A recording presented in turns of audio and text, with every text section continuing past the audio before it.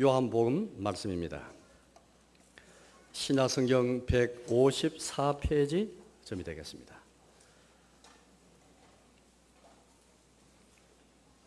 신약성경 요한복음 6장 말씀입니다. 6장 35절부터 59절까지를 제가 봉독하겠습니다.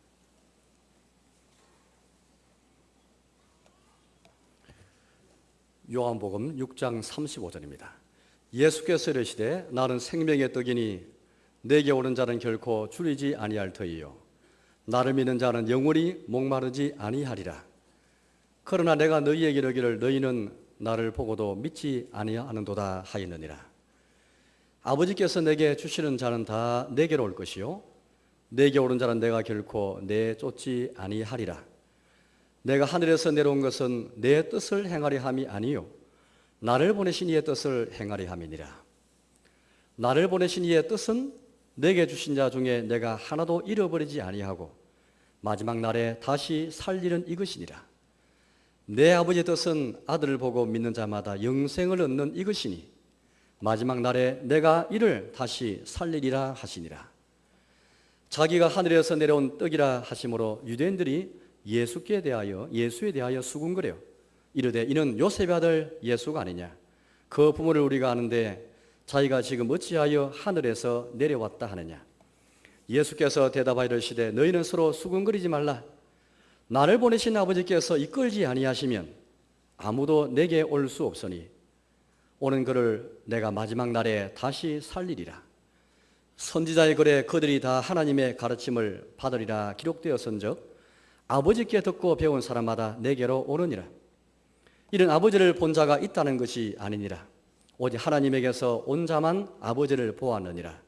진실로 진실로 너희에게 이르노니 믿는 자는 영생을 가졌나니 내가 곧 생명의 떡이니라.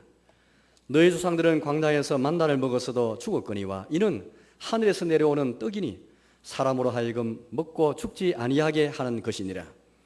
나는 하늘에서 내려온 살아있는 떡이니 사람이 이 떡을 먹으면 영생하리라. 내가 줄 떡은 곧 세상의 생명을 위한 내 살이니라 하시니라. 그러므로 유대인들이 서로 다투어 이르되 이 사람이 어찌 능히 자기 살을 우리에게 주어 먹게 하겠느냐. 예수께서 이르시되 내가 진실로 진실로 너희에게 이르노니 인자의 살을 먹지 아니하고 인자의 피를 마시지 아니하면 너희 속에 생명이 없느니라. 내 살을 먹고 내 피를 마시는 자는 영생을 가졌고 마지막 날에 내가 그를 다시 살리리니 내 살은 참된 양식이요 내 피는 참된 음료로다. 내 살을 먹고 내 피를 마시는 자는 내 안에 거하고 나도 그의 안에 거하나니 살아계신 아버지께서 나를 보내심에 내가 아버지로 말미암아 사는 것 같이 나를 먹는 그 사람도 나로 말미암아 살리라. 이것은 하늘에서 내려온 떡이니 조상들이 먹고도 죽은 그것과 같지 아니하여 이 떡을 먹는 자는 영원히 살리라. 이 말씀은 예수께서 가버나움 회당에서 가르칠 때에 하셨느니라. 아멘. 기독교는 구원의 복음을 전하는 종교입니다. 예수 그리스도를 통해서 악한 세대에서 건진받고 하나님의 진노에서 건진받고 어른 주님의 심판에서 구원받는 이 복음을 가르친 종교입니다. 또 기독교는 천국을 가르치고 전파하는 종교입니다. 세상 나라가 아니라 하늘에서 주어지는 그 나라, 하나님께서 왕이신 그 나라를 전파하고 가르치고 그 나라를 소망해 하는 복음을 가진 종교가 기독교입니다. 뿐만 아니라 우리 기독교의 복음은 생명의 복음을 가르치고 설교하는 종교입니다. 구원과 하나님의 나라, 또 죄의 용서함, 이신칭의, 예수님이 십자가에 죽으심으로 얻는 놀라운 유익들을 여러 가지를 말할 수 있지만 특별히 기독교는 생명의 복음을 전하는 종교입니다. 내가 구원받고 천국에 들어가고 천국 백성이 되어지고 하나님 자녀가 되고 이신칭의를 통해서 주의 보좌 앞에 담대히 나갈 수 있다 할지라도 영생의 복음을 알지 못하면은 이 생명의 능력을 가지 못하면은 신자의 삶을 제대로 살아갈 수 있다고 말할 수가 없습니다. 영생의 소망을 가질 뿐 아니라 이 땅에서도 영생의 능력을 맛보면서 사는 사람이 신앙생활이기 때문에 오늘 기독교가 생명의 조형에서 다시 한번 여러분께 설교를 하려고 합니다. 오늘 사도신경 속에 제일 마지막 고백인 세 번째 고백에서 나타나는데요. 나는 성령을 믿으며 거룩한 공교회와 성도의 교제와 죄를 용서받는 것과 몸의 부활과 영생을 믿습니다. 영생을 믿습니다. 이 고백 속에 오늘 설교 내용이 들어가 있습니다. 영생을 믿습니다. 영원한 생명 믿습니다. 지난 사도신경이 번역되기 새 번역 이전에 우리 고백 속에는 영원히 사는 것을 믿습니다 라고 그렇게 말하였습니다. 어떤 사람들은 잘못 착각해가지고 영원히 사는 것을 믿습니다 라고 말했는데 그렇지 않습니다. 이미 우리는 몸의 부활에 대한 고백을 들었는데 우리 몸도 육신도 부활할 뿐 아니라 영혼도 부활하지만 몸도 부활합니다. 또 나아가서 영원히 사는 것, 즉 영생을 믿는다고 우리가 고백하고 있습니다. 바로 이것을 오늘 예수님께서 오늘 본문을 통해서 잘 말씀하고 계십니다. 나는 생명의 떡이다. 내가 살아있는 떡이다. 이 세상의 모든 생명을 위한 떡이다 라고 말씀하시면서 내 살을 먹고 내 피를 마신 자마다 영원히 살리라 그렇게 우리가 말씀하셨습니다. 그러니 우리가 이 말씀을 많이 듣는데요. 나는 부활이요 생명이니 나를 믿는 자는 죽어도 살겠고 살아서 나를 믿는 자는 영원히 죽지 아니하리라.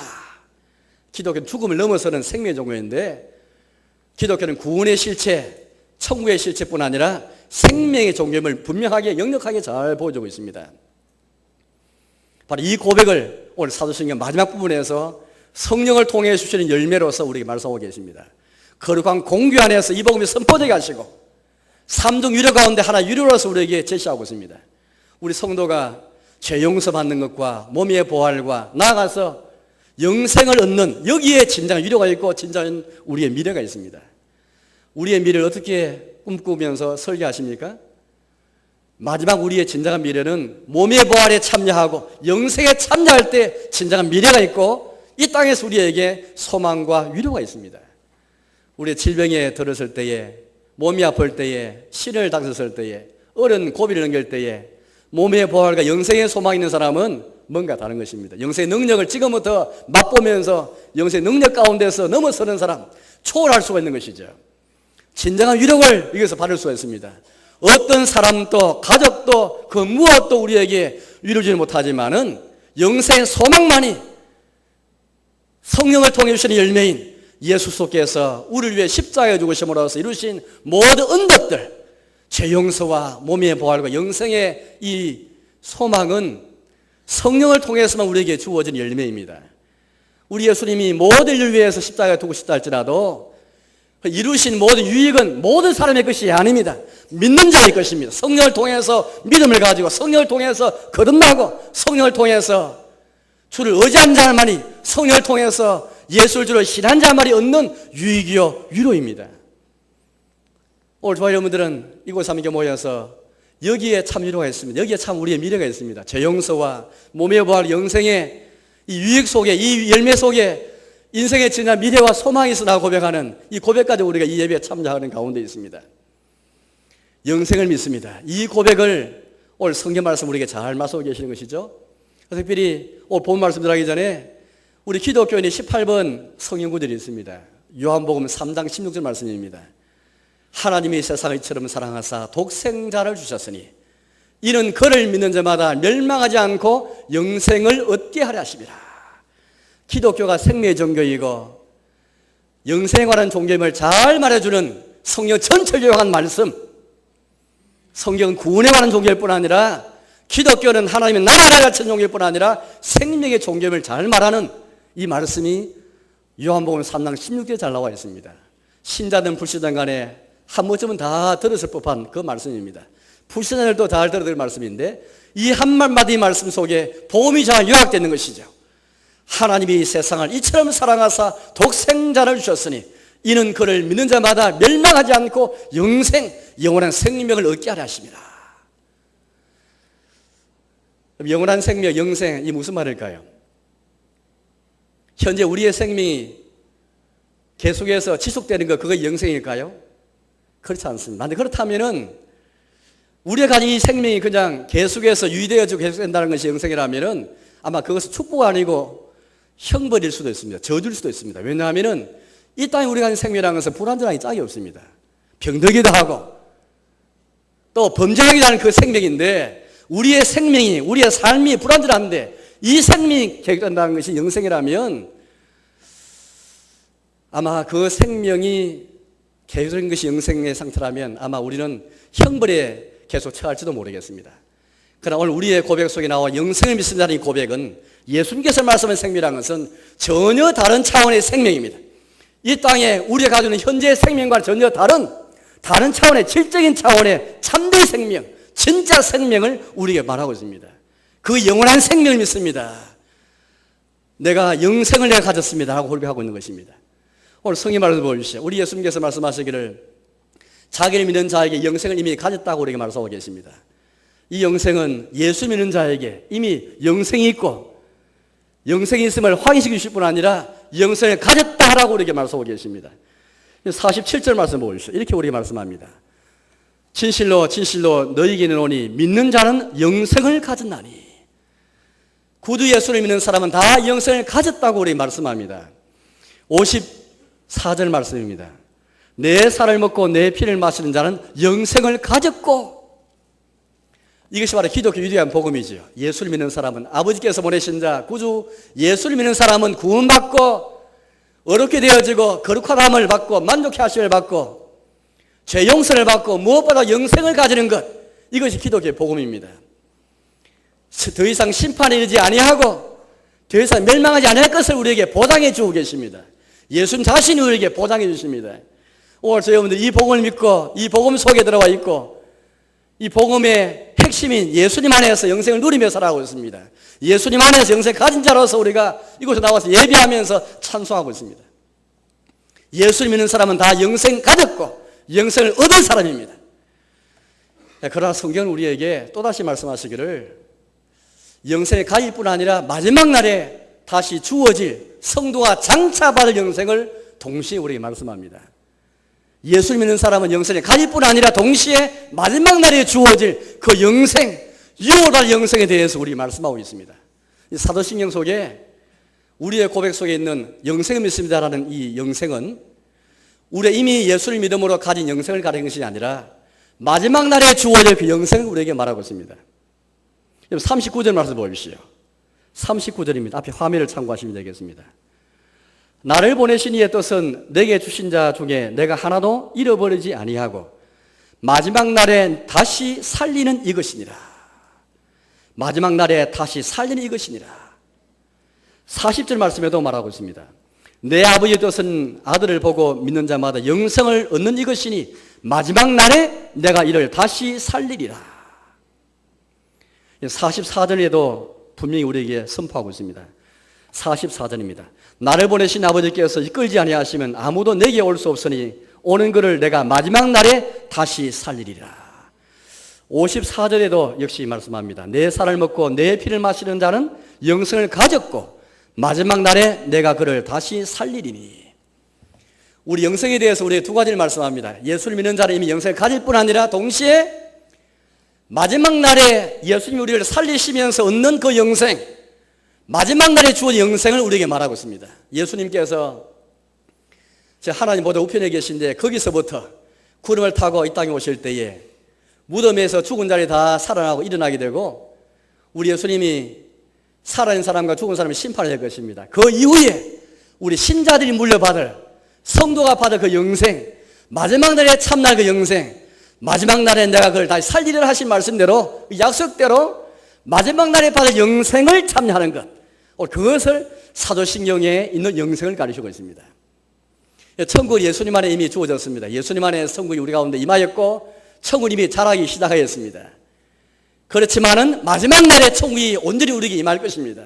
그와 똑같이 영생도 이미 예수를 믿는 우리에게 영생을 가졌지만은 영생이 왔지만은 영생 능력이 왔고 영생 원리가 시작되었지만은 마지막 날에 우리 예수님께서 말씀하신 것처럼 내가 마지막 날에 그걸 다시 살리리라. 바로 그 영생을 우리에게 말하고 있는 것입니다. 오늘 저는 여러분들에게 이 영생에 대해서 설교하기를 원합니다. 우리 두 가지 영생, 이미 예수를 믿는 자에게 있는 영생을 가졌고 누릴 영생은 마지막 날에 가질 영생과 분리할 수는 없습니다. 구별할 수는 있겠죠. 뗄 수는 없습니다. 분리할 수 없는 것이죠.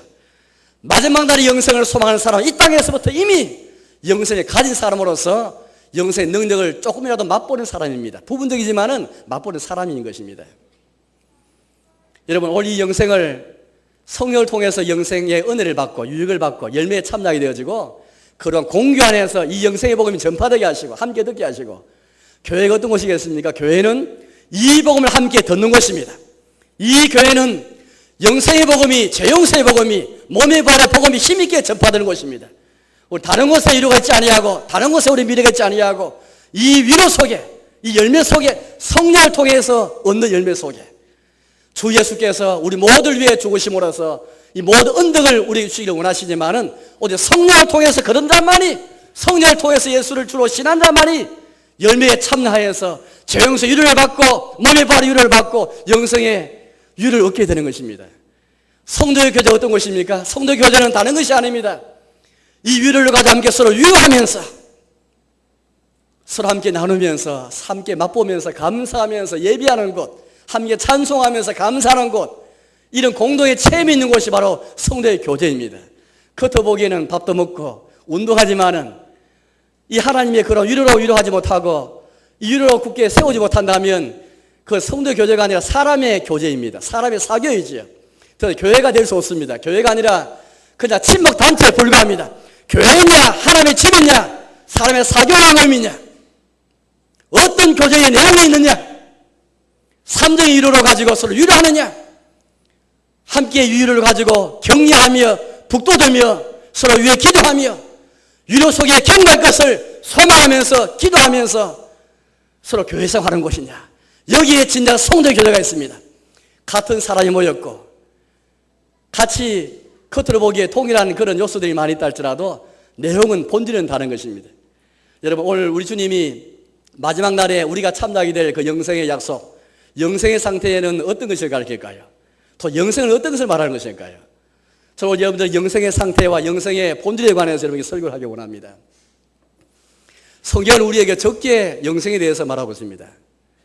인간의 언어가 한계이기 때문이죠. 인간의 언어로서 묘사하기 너무나 부족하기 때문에 말로 형언할 수 없는 그런 복락의 상태이기 때문에 적게 말하고 있습니다. 우리 성령이 알린 것 외에 추정해서는 안 됩니다. 천국에 들어가서 구원받은 자가 이렇게 될 영생의 상태 어떤 것일까? 현재의 생명이 유지되는 것이 아니라면 그 최고의 영생의 상태 어떤 것일까라고 생각할지 모르겠습니다. 먼저 우리는 지금까지 눈을 보지 못하고 듣지도 못했고 마음을 생각하지도 못했던 그런 복락의 상태를 먼저 기억해야 되겠습니다. 고린도전서 2장 9절에서 이렇게 우리 말씀하고 계시는데요. 앞에 화면을 보여주시오. 기록된 바 하나님이 자기를 사랑하는 자들을 위하여 예비하신 모든 것은 눈으로 보지 못하고 귀로 듣지 못하고 사람의 마음으로 생각하지도 못하였다 함과 같으니라. 하나님께서 자기를 사랑하는 자 예수를 믿고 하나님을 사랑하는 우리 모든 신자를 위해서 예비하신 것이 있는데 그 모든 것은 우리 지금까지 상상하지도 못했고 본 사람도 없고 듣지도 못했던 그런 복락의 상태가 될 것입니다. 그게 영생입니다.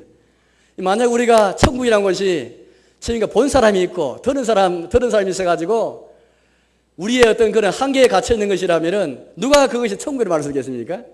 지금까지 보지도 못했고 듣지도 못했고 상상하지 못했던 마음으로 생각하지 못했던 그 상태가 영생일 것입니다. 성경은 다양한 상령을 통해서 영생에 이르는 상태가 어떤 상태인지를 잘 묘사해주고 있지요. 그래서 성경은 상징이 많습니다. 예컨대 베드로를 통해 주신 말씀 보니까 썩지 아니하고 더럽지 아니하고 쇠하지 아니하는 유업을 입게 하시나니 곧 하늘에 간직하신 것이라. 장차 우리는요 부모로부터 이 땅에서도 재산을 상속받을 수 있겠지만은 그런 재산도 오래 가지 못합니다. 내가 죽으면 다 이 땅에 두고 갈 것인데 하나님께서 장차 성도에 주실 성도를 위해 예비하신 그 영생의 상태라는 것은 이런 유업에 비교하고 있습니다. 썩지 않은 유업, 더럽지 않은 유업, 쇠하지 않은 유업, 너희를 위해서 하늘에 간직하신 것이라. 앞에 화면을 보여주시오.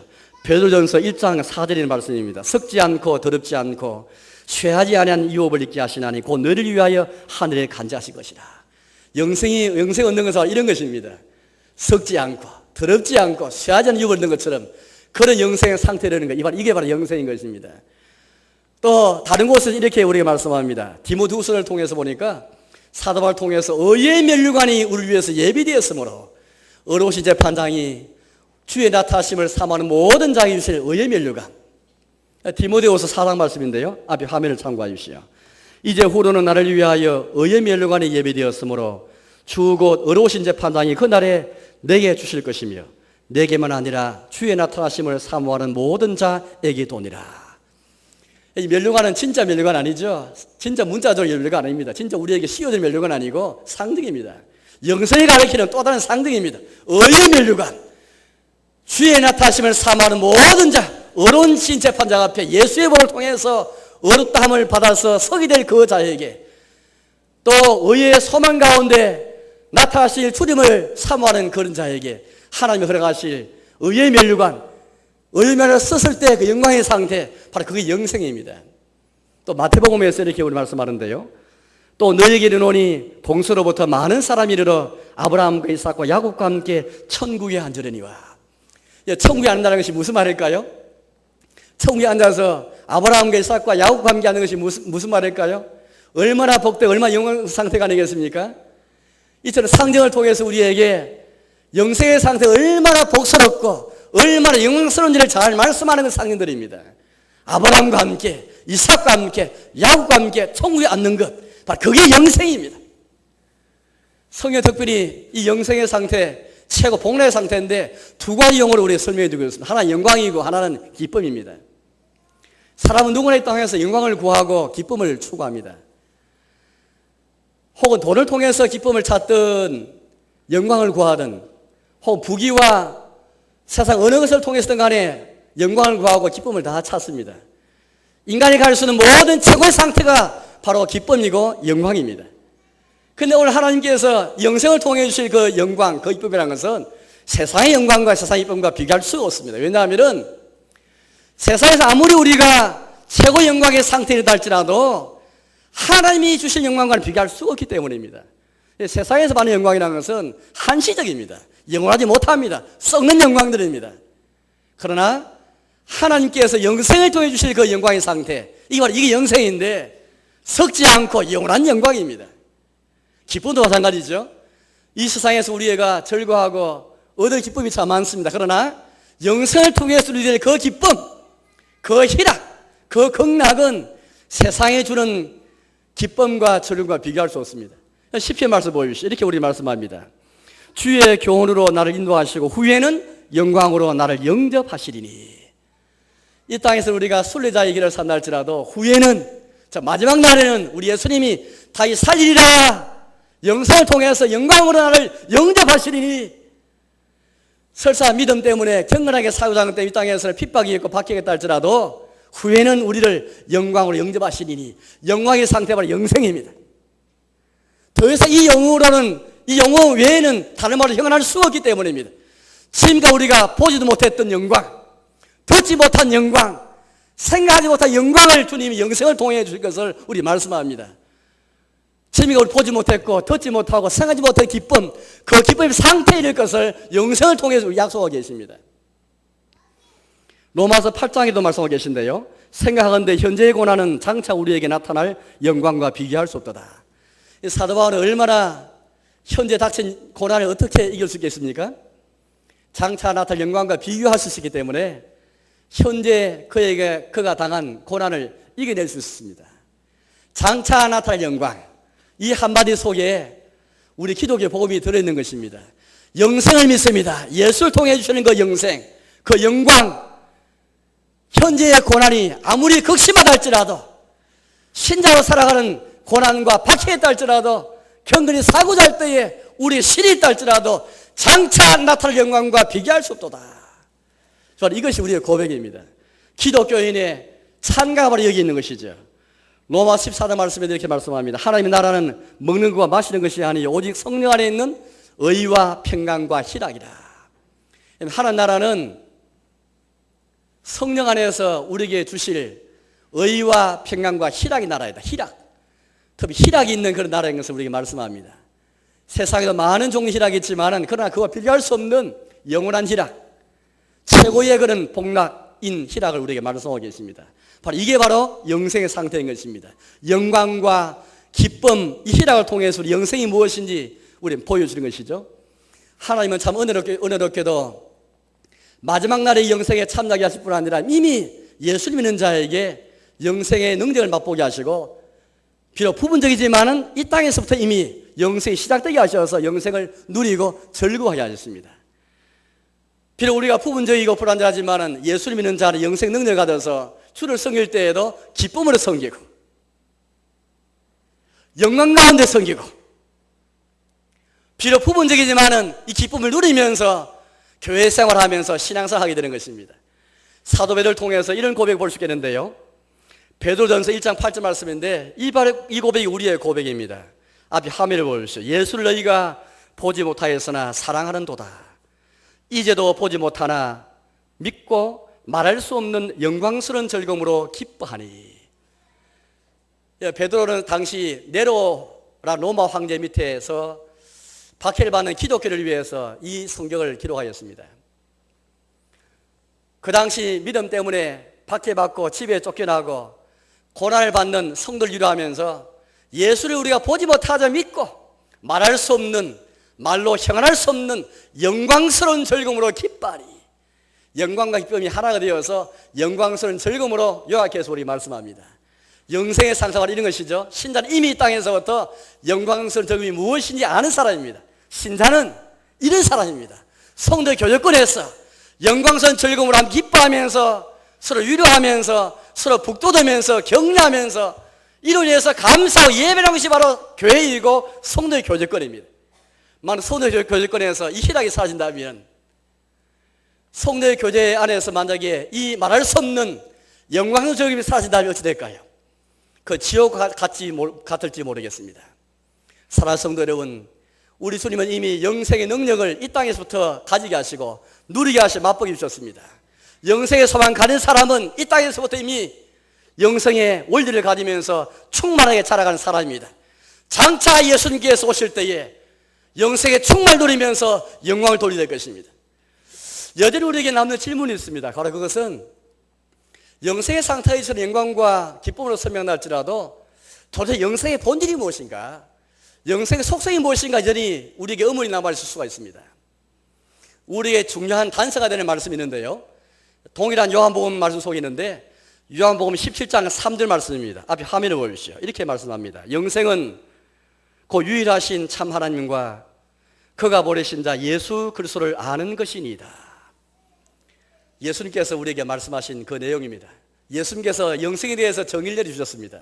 영생이 무엇인지, 내가 생명의 떡이니 마지막 날에 너희가 나를 살리라, 나를 믿는 자 영생을 가졌고라고 말씀하시면서 생명과 영원한 생명을 말씀하실 뿐 아니라 영생이 무엇인지 우리에게 말씀하고 계십니다. 영생은 유일하신 참 하나님과 그가 보내신 자 예수를 아는 것이다. 여러분 생각하기에 영생을 무엇으로 생각하셨습니까? 영생을 마치 이 세상에서 돈 얻는 것처럼, 부귀 얻는 것처럼 그런 것을 생각하셨습니까? 영생의 본질이 무엇인지, 영속성이 무엇인지 알아야만 우리는 생명의 능력을 맛볼 수가 있습니다. 이 땅에서부터 말이죠. 신자는 영생이 가진 사람입니다. 영생이 무엇인지 알아야 영생의 능력을 경험하고 맛보고 아는 사람입니다. 이걸 위해 소원하는 사람입니다. 이걸 갈망하는 사람입니다. 영생의 속성이 무엇인지 모르면은 이 영생을 위해서 내가 갈망할 수가 없습니다. 우리 예수님께서 말씀하신 영생은 유일하신 참 하나님과 그가 보내신 자 예수 그리스도를 아는 것이다. 이 말씀을 거꾸로 한번 뒤져본다면 예수를 믿는 사람이 이미 영생을 가진 사람으로서 예수를 부분적이지만 알고 배워가는 사람입니다. 예수를 아는 사람은 영생을 가진 사람이라 말할 수 있겠습니다. 예수를 구주로 알아서 고백하고 예수를 나의 하나님으로, 나의 주님으로 알고 고백하고 신한 사람은 이미 영생을 가졌다고 말할 수 있겠습니다. 비록 이 지식, 이 알미 부분적이고 불하지만은 이미 영생을 가졌다고 말할 수 있습니다. 여러분, 영생이라는 것은 하나님을 아는 것이고 예수를 아는 것이기 때문에 단적으로 말한다면 영생은 하나님과 연합하는 것이고 교제하는 것을 가리키고 있습니다. 과거에 낙원의 인생들이 있었을 때에 하나님과 연합하였고 교제하였죠. 그러나 죄가 들어와서 낙원에 추방될 뿐 아니라 하나님을 더 이상 알지 못하게 되었습니다. 죄 때문에 저주가 오고 불행과 온갖 악들이 세상에 들어오게 되었습니다. 하나님과의 관계가 단절되었죠. 분리가 되었습니다. 이 단절 때문에 죽음이, 불행이, 온갖 세상 악이 들어오게 되었던 것입니다. 그러나 이제 예수님 안에서 이 단절이 회복되어 되기 시작하였습니다. 이제 예수님 안에서 점점 확충되어지고 점점 확장되어서 영생의 능력을 맛보게 하시고 마침내 예수님 오실 때에 온전한 영생을 누릴 것을 우리에게 말씀하십니다. 즉 영생에 이른 자는 마지막 날에 온전히 주를 알게 될 것입니다. 삼위일체 하나님과 연합하게 되어지고 온전히 교장이 될 것입니다. 제일 먼저 우리 예수님께서 말씀한 것처럼 영생의 이 능력을 경험하면서 하나님을 온전히 알게 될 것입니다. 비록 이 땅에서는 부분적으로 주를 알고 부분적으로 주님을 알 수밖에 없습니다. 때로는 이 땅에서는 하나님의 일을 이해 못할 때가 참 많습니다. 하나님의 섭리가 무엇인지, 주의 뜻이 무엇인지, 주님의 경륜이 무엇인지, 하나님 하신 일이 무엇인지 눈에 보이지 않고 귀에 들리지 않습니다. 그러나 마지막 날에 영생을 통해서 우리는 하나님을 온전히 알게 될 것입니다. 그날 되면은 주님 왜 그렇게 하시는지, 주의 섭리가 무엇이었는지, 주의 경륜이 무엇이었는지, 주님 자신이 누구신지를 그렇게 알게 될 것입니다. 사도 바울이 그런 고백했지 않습니까? 사랑장에 물리는 고린도전서 13장에서 이렇게 고백했는데요. 앞에 화면 보이시오. 우리가 지금은 거울을 보는 것 같이 희미하나 그때에는 얼굴과 얼굴을 대하여 볼 것이요 지금은 내가 부분적으로 하나 그때에는 주께서 나를 아신 것 같이 내가 온전히 알리라. 사도 바울은 마지막 궁극적인 영생의 상태를 이렇게 고백하였습니다. 그때에는 주께서 나를 아신 것 같이 내가 온전히 주를 알리라. 영생이 바로 이것입니다. 영생은 주를 온전히 알게 되는 것, 삼위 하나님과 온전히 연합하고 교장이 되는 것, 이게 영생의 상태입니다. 주님과의 교제의 단절 때문에 죄가 오고 죽음이 오고 불행이 왔기 때문에 예수님 안에 회복되어지고 약속되어진 영생이라는 것은 이것입니다. 다시 나원에 돌아가서 회복되어서 예수를 알게 되는 것. 그때는 주께서 나를 아신 것처럼 나도 주를 알게 되리라. 온전히 알리라. 다시 한번 그 말씀을 보고 그때에는 주께서 나를 아신 것 같이 내가 온전히 알리라. 왜 그러겠습니까? 이 땅에서 우리가 주를 온전히 알 수 없는 것은 우리의 죄 때문이지요. 하나님은 가까이 하지 못할 빛에 거하시고 우리 하나님께는 죽음 당하지 아니함이 있고 주님은 우리가 주를 볼 수도 없고 본자 없는 자이시기 때문에 이 땅에서는 우리가 주를 안다 할지라도 그 알면은 한계가 있습니다. 불완전합니다. 날마다 우리는 영생 능력을 이 땅에서 맛보면서 영생 능력을 소망하면서 주를 알아가야 될 것입니다. 마지막 날에 온전히 주를 알게 될 것이지만 이 땅에서도 이미 예수를 알아가는 능력을 이미 우리에게 허락하신 것입니다. 뿐만 아닙니다. 장차 영생을 통해 주를 알게 되지만은 이 알미라는 것은 차가운 그런 알미 아닙니다. 차가운 지식이 아닙니다. 냉랭한 지식이 아닙니다. 이 알미라는 것은 뜨거운 지식이 될 것이고 우리 마음에 진정으로 우러나오는 그 지식이 될 것입니다. 그래서 이 알은 주를 사랑하는 가운데 알게 되는 그 온전한 알미 될 것입니다. 우리 예수님께서 율법과 선자의 강령을 말씀하시는데요. 마음을 다하고 성품을 다하고 힘을 다해서 주 너희 하나님을 사랑하라. 내 이웃을 내 몸같이 사랑하라라고 말씀하셨습니다. 사랑의 법을 말씀해 주셨습니다. 이 땅에서는 우리는 이 사랑의 법을 실천하지 잘 못합니다. 우리의 본성은 하나님을 사랑하고 이웃 사랑하기보다는 도리어 본성적으로 하나님을 미워하고 또 사람 미워하는 이웃을 미워하는 성향이 우리 가운데 있습니다. 죽을 때까지 이 성향을 쫓아낼 수가 없습니다. 설사 성령으로 거듭난 자 할지라도 설사 신앙생활을 오래 한 사람이 할지라도 이 사랑의 법을 온전히 이룰 자는 아무도 없습니다.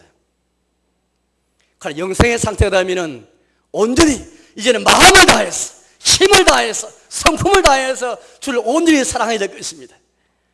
이웃도 내 몸처럼 사랑해야 될 것입니다. 이 땅에서는 우리 가운데 미움이 적대적인 감정이 시기하는 마음이 충만할지라도 영생의 상태 되면은 그 모든 악한 것들이 내 속에는 미움과 적대적인 감정들이 다 사라져야 될 것입니다. 이것이 바로 영생입니다. 그리고 주께서 우리에게 은혜 주시기를 그 영생의 능력을 부분적이지만은 우리 신자들에게 나를 믿는 자 영생을 가졌나니 영생을 얻는 이것이라고 말씀하시면서 부분적이지만 영생의 능력을 맛보게 살게 해주셨습니다. 이제 이 땅에서부터 우리는 하나님을 사랑하면서 부분적이지만은 이웃 사랑하면서 살 수 있게 되는 것이죠. 나아가서 영생의 상태는 하나님을 온전히 절구하게 될 것입니다. 이 세상에 우리가 아무리 주를 절구할지라도 부분적입니다. 속이로부터 읽는 문다 보니까요. 인생의 본분이 무엇인가 라고 물으면서 그렇게 대답하였습니다. 하나님을 영원하게 하고 그를 영원히 절구하는 것입니다. 여기에 성경에 요약이 들어있는데, 이와 같이 우리의 신앙생활은 하나님을 영원하게 하고 주를 정한 것이지만, 그러나 우리의 삶 속에 때로는 주를 절거하지 못할 때가 많습니다. 하나님 이루신 일이 이해가 되지 못하여서 하나님 원망하기도 하고, 우리가 무지해서 영광 돌리지 못하고, 주님의 일에 대해서 무지할 때가 참 많습니다. 또 싫은 마음으로 억지로 그렇게 우리 예배드리고 억지로 찬송할 때가 있습니다. 그러나 그때가 되면, 영생의 상태 되면은 절구하는 마음으로 찬송하고 진정으로 감사하고 진정으로 기쁨으로 주를 높이면서 예배에 참여될 것입니다.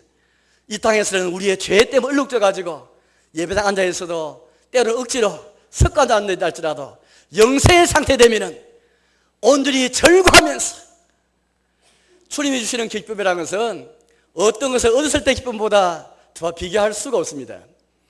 여러분, 어떤 것을 얻었을 때 그런 기쁨이 있던가요? 집을 한 채 샀을 때, 무엇을 얻었을 때 내가 그렇게 즐거움이 있던가요? 성경 우리에게 이렇게 그 기쁨을 묘사해 주고 있습니다. 시편 4편인데 앞에 화면을 보십시오. 주께서 내 마음에 두신 기쁨은 그들의 곡식과 새 포도주가 풍성할 때보다 더하니이다. 세상에 아무리 기쁨을 많이 얻는다 할지라도 주님이 영생을 통해 주실 그 기쁨이라는 것은 어떤 것을 얻을 때의 기쁨과 비교할 수가 없습니다. 이제 우리는 영생의 상태에 있을 때에 모세의 노래처럼, 어린 양의 노래처럼, 요한계시록 15장에서, 창세기 15장에서 구원을 받은 성도들이 하늘의 천상에서 어린 양과 그 보좌신 하나님의 찬송 드리면서 기쁨과 즐거움 충만한 것처럼, 이제 우리도 영생 상태에 되면은 그 기쁨을 가지고 말할 수 없는 기쁨, 그 기쁨을 주를 찬송하고 감사하며 예배하게 될 것입니다. 하박국 말씀 보니까요, 하박국에 그런 고백이 나왔는데, 설사 우리에게 무화과에 열매가 없고 포도나무에, 무화과나무에 어떤 열매가 없다 할지라도, 우리의 여러 가지 양이나 소가 없다 할지라도 하나님으로 인해서 기뻐한다라는 고백이 나오는데, 때로 우리는 어떤 것을 잃어버렸을 때, 상실했을 때에 기쁨보다 슬픔이 더 앞섭니다. 하박국은 놀라운 그런 은혜를 우리에게 소개하고 있는데, 앞에 화면을 이렇게 소개하고 있습니다. 비록 무화과 나무가 무성하지 못하며 포도나무에 열매가 없으며 감람나무에 소출이 없으며 밭에 먹을 것이 없으며 우리의 양이 없으며 외양간에 소가 없을지라도 나는 여호와로 말미암아 즐거워하며 나의 구원의 하나님을 말미암아 기뻐하리로다. 하박국의 고백이지만 때로 이 고백이 우리에게 잊지 못할 때가 많습니다. 하나 잃어버렸을 때 얼마나 우리 가운데 괴롭고 슬픔인지 모르겠습니다. 그러나 이 은혜가 장차 영생이 되었을 때에 우리에게 이루어질 것을 우리에게 약속해 주고 있습니다. 영생이 어떤 것인가? 영생이 무엇인가? 영생의 본질이 무엇인가? 영생의 성격이 무엇인가? 영생의 속성이 무엇인가? 하나님을 온전히 알고 주님을 온전히 사랑하고 주님을 온전히 즐거워야 될 것입니다. 설사 무엇이 없어도 즐거워할 수 있는 그 상태처럼 온전한 기쁨, 순전한 기쁨만이 우리 모든 성도를 지배하게 될 것입니다. 마치 영생의 목표는 주님이 이를 통해서 영원하게 되는 것입니다. 주 기도 가운데 6가지 간구가 있는데요, 첫째 간구는 아버지 이름이 이 땅에서 거룩하게 되는 것을 위한 기도입니다. 그의 이름이, 당신 이름이, 아버지 이름이 이 땅에서 거룩하게 되기 원합니다. 아버지 이름이 이 땅에서 영원하게 되기 원합니다. 기도가 첫째 기도인데, 이것은 이 땅에 있는 모든 교회와 성도의 뜨거운 열망의 기도입니다. 그러나 이 땅을 보십시오. 얼마나 이 땅에서 주의 이름이 영원하게 되어져 거룩하게 될 수 있겠습니까? 많은 사람들이 주님께 영광 돌리지 못하고 삽니다. 서로 신절할지라도 주를 향한 찬송이, 주를 향한 경배가 얼마나 적은지 모르겠습니다. 오히려 주를 향한 불평과 원망과 욕과 저주가 얼마나 충만한지 모르겠습니다. 그러나 영생의 상태 되면은 오직 주님만이 모두 통해서 영원하게 되어지고 거룩하게 될 것입니다. 신자의 미래는 너무나 아름답습니다. 왜냐하면은 신자의 미래가 영광스러워간다는 것은 이러한 미래가 우리에게 보장되어지고 주를 온전히 알고 사랑하고 즐거워하게 되는 영생의 상태, 최고의 복락의 상태, 영광과 기쁨의 상태를 우리 약속해 주시기 때문입니다. 나가서 그 영생의 능력을 이 땅에서부터 이미 누릴 수 있도록 해주시기 때문입니다. 시편에서 이런 고백이 있는데요, 앞에 화면을 보십시오. 나는 어려운 중에 주의 얼굴을 배우리니 깰 때에 주의 영상으로 만족하리이다. 이 고백이 다 우리의 고백이 되었으면 좋겠습니다. 나는 어려운 중에 주의 구를 배우니 깰 때에, 내가 죽을 때 임종 때에 육신의 눈은 감지만은 깰 때에 주의 형상으로 만족하리이다. 이제 영생에 참여해서 주를 온전히 알고 주를 온전히 사랑하고 주를 온전히 즐거워하게 되는 주의 형상으로 만족하리이다. 하나님 이름이 거룩하게 되어지고 주의 영광이 충만한 것으로 만족하는, 바로 이것이 우리의 그러한 갈망, 소원, 이걸 주기도의 첫째 강을 통해서 교훈하고 계신데, 이 기도가 온전히 이루어지는 곳, 바로 그 영생입니다. 그럼 여러분, 성도 여러분, 기뻐하십시오. 어떤 시련이 와도, 어떤 상태에 이르렀어도, 어떤 곳에 내가 있었다 할지라도 기뻐할 이유는 우리의 영생의 소망이 주어지기 때문입니다. 마지막 날에 내가 너희를 다시 살리리라, 영생을 가진 날에 말씀하시면서 영생이 무엇인지 우리 보여주시고 말씀하시기 때문인 것이죠. 영생은 죽음 이후부터 시작된 것이 아닙니다. 이미 우리 모든 신자에게 이 땅에서부터 시작되어졌습니다. 마치 꽃몽울이 보면서 장차 있을 꽃 색깔이 어떤 색깔인지 우리가 알 수 있는 것처럼, 이미 누리는 영생의 능력을 통해서 장차 우리에게 주어진 영생을 소망하게 되는 것입니다. 영생에 가는 사람은 이 땅에서부터 기쁨으로 주를 섬기며 영광스러운 10년간 주를 섬기면서 주를 알아가기에 힘쓰면서 주를 사랑하기에 힘쓰면서 주를 전령하는 힘을 쓰면서 오늘 주님의 이름만이 영원하게 되길 바라고 주의 이름만이 거룩하게 되길 원하는 10년간 살아가는 사람입니다. 아무쪼록 영생의 소망 속에서 이 땅에서부터 영생의 능력을 맛보며 살아가시는, 영생을 소망하며 살아가시는 주님 되시기를 주의 이름으로 축원합니다.